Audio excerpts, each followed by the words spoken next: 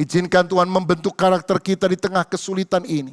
Sehingga kita sabar terhadap orang lain. Yang kedua, kita sabar menantikan waktu Tuhan. Waktu Tuhan adalah waktu yang terbaik. Dan yang terakhir, Tuhan mau agar kita sabar dalam kesulitan. Roma 12 ayat 12, bersukacitalah dalam pengharapan, sabarlah dalam kesesakan, dan bertekunlah dalam doa.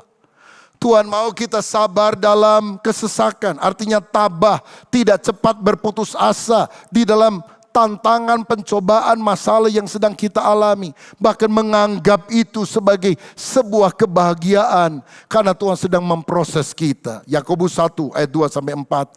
Saudara-saudaraku, anggaplah sebagai suatu kebahagiaan apabila kamu jatuh ke dalam berbagai-bagai pencobaan, sebab kamu tahu bahwa ujian terhadap imanmu itu menghasilkan ketekunan. Dan biarlah ketekunan itu memperoleh buah yang matang, supaya kamu menjadi sempurna dan utuh dan tak kekurangan suatu apapun. Tuhan mau kita bertekun, hupomone. Lalu dalam Yakobus 5 tadi diberikan beberapa contoh. Yang pertama adalah petani. Petani menanti dengan sabar.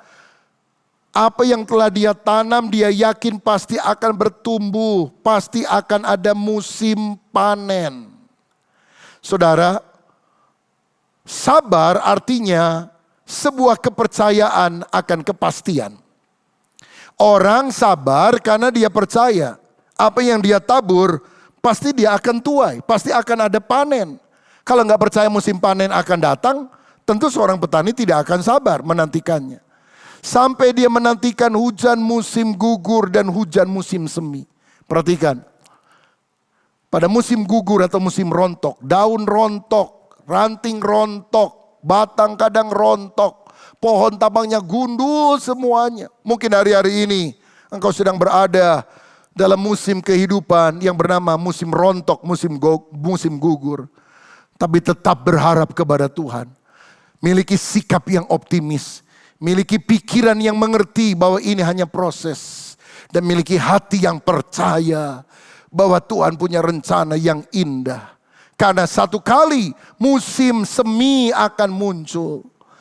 Pohon yang tampaknya rontok dan gundul akan mulai memunculkan daun-daun yang baru. Ranting mulai bertunas kembali. Dan kemudian kita akan melihat semuanya akan rimbun dan buah akan kita dapatkan. These two shall pass. Semua ini akan berlalu. Saudara, menghadapi kesulitan, tujuan kita adalah the promised land, tanah perjanjian, di mana kita akan menuai jiwa-jiwa yang percaya kepada Yesus. Dan untuk melakukan hal itu kita harus dibawa Tuhan melalui jalan yang melingkar, jalan yang berputar, jalan yang berbatu-batu. Tapi kita hanya melewatinya sesaat.